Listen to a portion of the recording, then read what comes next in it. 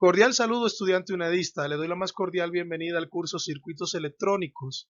En esta oportunidad, en calidad de director del mismo, me corresponde presentarles el objeto virtual de información titulado Introducción a los semiconductores.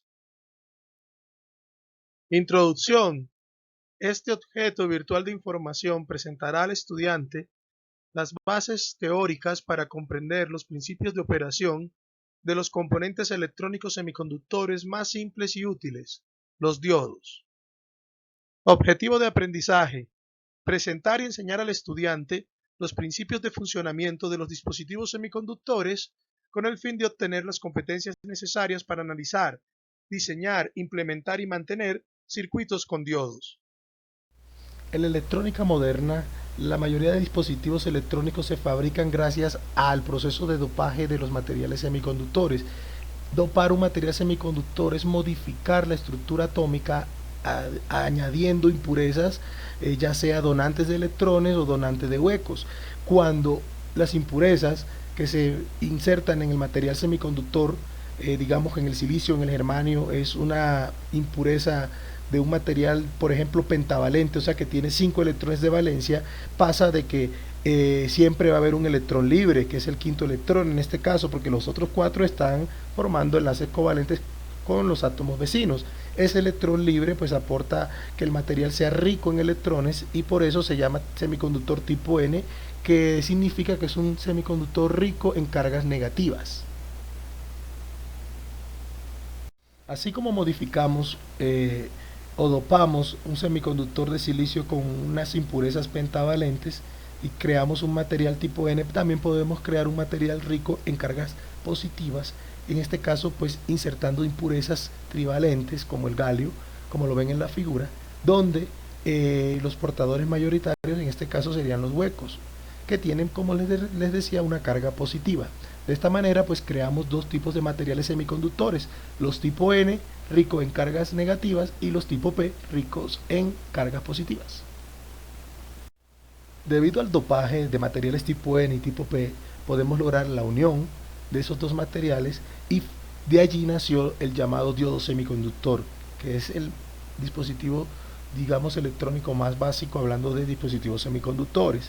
El diodo se caracteriza por estar formado por una unión de material tipo N con una de tipo P.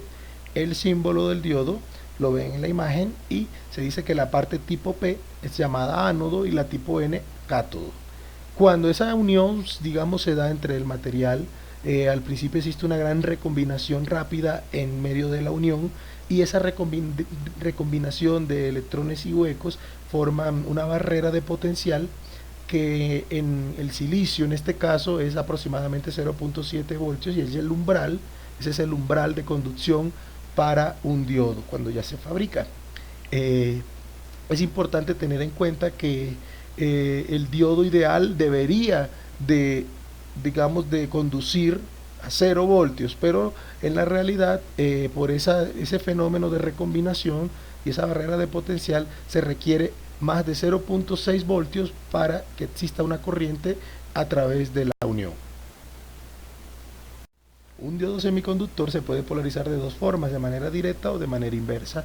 En esta oportunidad en la imagen pueden observar la polarización de manera directa de un diodo en que una batería, por así decirlo, está alimentando al ánodo desde el polo positivo y al cátodo desde el polo negativo.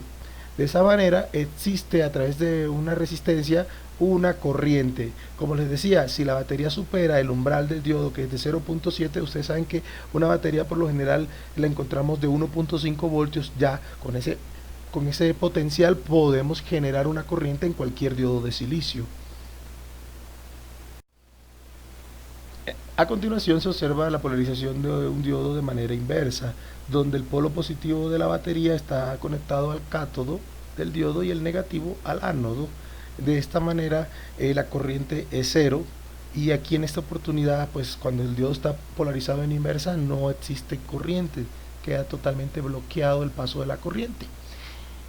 Las polarizaciones directa e inversa comprueban que en la práctica el diodo sirve para dejar pasar la corriente en una sola dirección. Eso significa que si polarizamos el diodo con una corriente que es bipolar, como por ejemplo una corriente alterna, solamente depende de la polarización en que esté el diodo, va a dejar pasar la corriente en una sola dirección y va a bloquear totalmente la otra. En la imagen se observa la curva característica de un diodo funcionando tanto en polarización inversa como en polarización directa.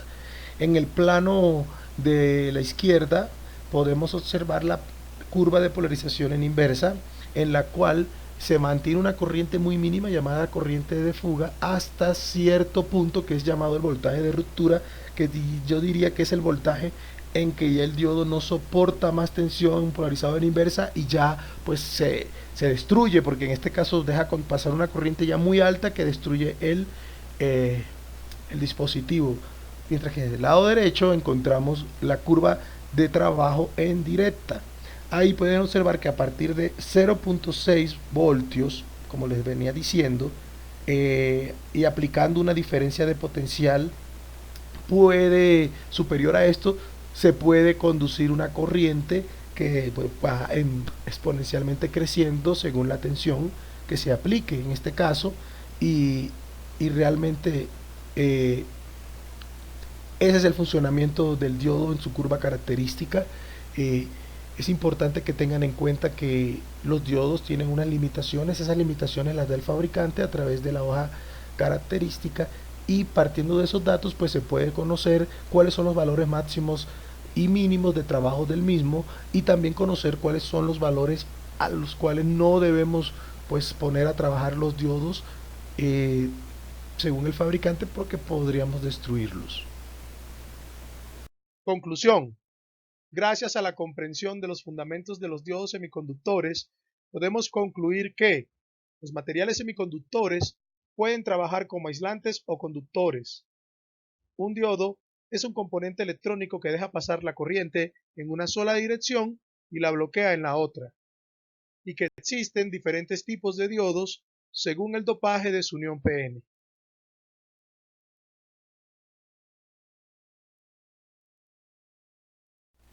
Pues me despido de ustedes y muchas gracias por la atención prestada.